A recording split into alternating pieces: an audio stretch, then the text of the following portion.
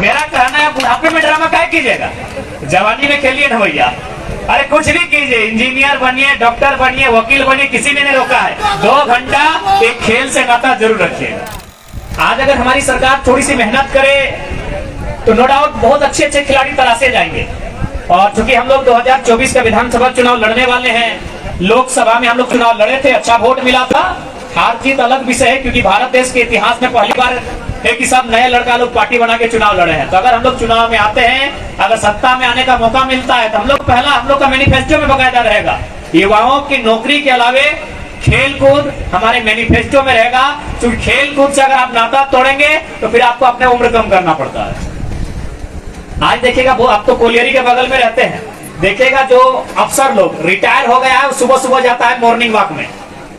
60, 65 साल, 70 साल, 75 साल उम्र है। जिस उम्र में अपना पोता को खिलाना चाहिए था, अपना घर परिवार देखना चाहिए था, वो ग्राउंड में जा रहा है दौड़ने के लिए। है मालूम है, वो जवानी में दौड़ा नहीं है भैया। इसलिए खिलाड़ी को गरीबी छू सकती है, एक खिलाड़ी को गरीबी छू सकती है, बीमारी नहीं छू सकती है। अभी आपको तय करना है बीमार होना है कि नहीं होना है। अब जाके पूछिएगा, हम लोग जितना भी मैनेजर है वो इतना पढ़ने लिखने में बिजी था, भले नौकरी किया, जिंदगी के 60 साल पार कर लिया है, लेकिन जिंदा रहने के लिए डॉक्टर बोला है कि सुबह मॉर्निंग वॉक पे जाइएगा। 4 बजे सुबह उठ के जाता है। रिटायर्ड अधिकारी लोग, बड़ा बड़ा अधिकारी देखिएगा ग्राउंड में मिलेगा, कोई जाके हंसता है, वो हंसने का भी गेम आया है। भैया ये सारा ड्रामा क्या है, जिंदा रहने के लिए। तो आप बुढ़ापे में क्या ड्रामा कीजिएगा, मेरा कहना है बुढ़ापे में ड्रामा क्या कीजिएगा, जवानी में खेलिए ना भैया। अरे कुछ भी कीजिए, इंजीनियर बनिए, डॉक्टर बनिए, वकील बनिए, किसी ने नहीं रोका है। 2 घंटा एक खेल से नाता जरूर रखिएगा। अगर आप जवानी में खेलोगे तो बुढ़ापा में जाके नाती पोता खिलाओगे। इसलिए जवानी में खेलो, नहीं तो बुढ़ापे में आपको नाती पोता खिलाने के समय में ग्राउंड में दौड़ना होगा। और उसके बाद देखिए, कभी झारखंड की जब बात आती है तो झारखंड यानी गांव, झारखंड यानी खेत खलिहान तो लोग थोड़ा सा ताना मारते हैं, यार झारखंड के लोग तो देहात के लोग हैं, गंवार लोग हैं, आप लोग देहाती लोग हैं, जंगली लोग हैं आप।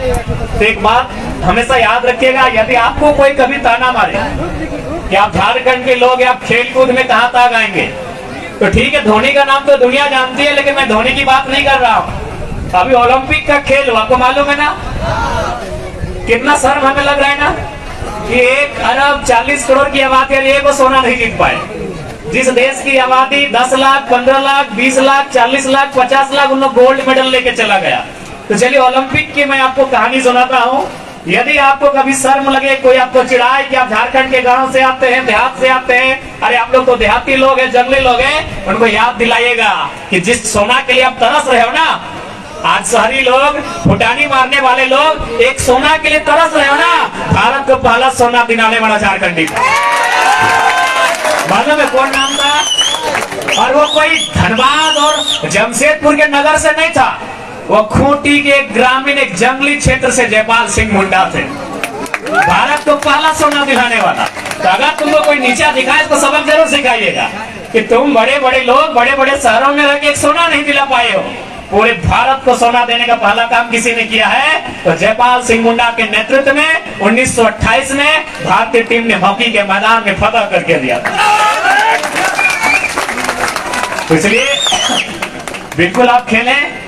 अगर हम लोग आते हैं सत्ता में, खेल कूद करने वाले खिलाड़ियों को निराश नहीं होने देंगे। आपके खेल की सुविधाएं और खेल के लिए हम लोग विशेष कोटा भी रहेगा कि जो लोग खेल के जाएंगे उनको एक विशेष कोटा भी दिया जाएगा। और अंत में, चूंकि समय ज्यादा नहीं लेंगे, चूंकि मेरा भी सेहत ठीक नहीं, डॉक्टर ने हमें बोलने के लिए मना किया है, हमारे लंग्स में थोड़ा सा अंदर से एक छोटा सा घाव टाइप का फील हुआ है, लेकिन फिर भी आज इंडिपेंडेंस डे है, स्वतंत्रता दिवस है हमारे देश का, तो इसकी हम लोग शुभकामनाएं देंगे।